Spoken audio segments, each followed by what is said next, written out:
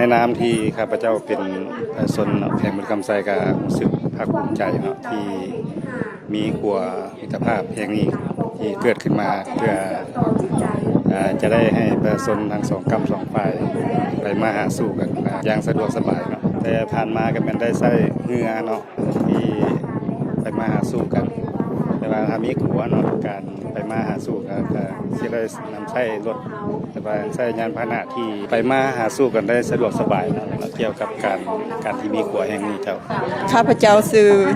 ดร.พัชรีวงศ์เจนนซ่อนผู้อำนวยการของหม้อแข้งบริคำไซก็ข้าพเจ้ามีความรู้สึก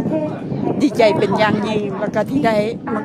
ขับใช้การบริการสุขภาพผู้คนมาเปิดขั้วนังมิตรภาพแห่งที่5ระหว่างบึงกาฬกับบริคำไซแล้วก็เป็นอันดีที่ว่ามีการพัวพันระหว่างประชาชนลาวและประชาชนไทยแล้วก็เป็นเส้นทางการพัวพันระหว่างลาวไทยและก็เวียดนาม